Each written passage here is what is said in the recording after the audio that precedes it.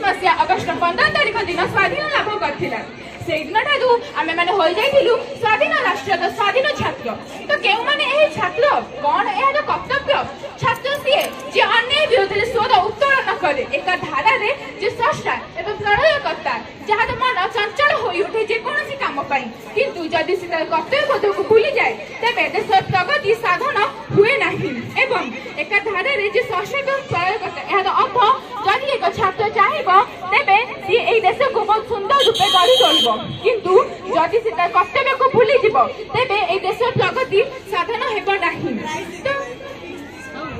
तो यही छात्र मानकर आजिका दिन कर्तव्य कौन प्रथम आम आम स्वाधीनता को बुझा कारण ये आम स्वाधीनता आमको कौन दिन कि वर्षर कि काल ना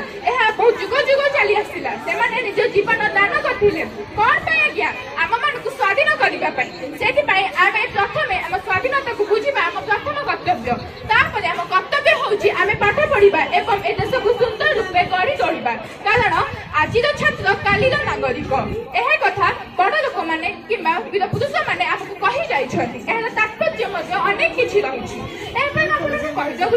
वीर पुरुष मैंने इंग्राजी में एक कथा कही जाइए Give me a good student, I will give you a good nation. यार अर्थ होची मते तमे गोटे भलो छात्र आनी देई परिबो ताहाले मु ए देश को एक सुंदर एवं एक उज्जवल गठन कर पारिबी। आम देश स्वाधीन हेबा परे आज मध्य विकास मुखी होई रही जाइछि। ए कोन पय आज्ञा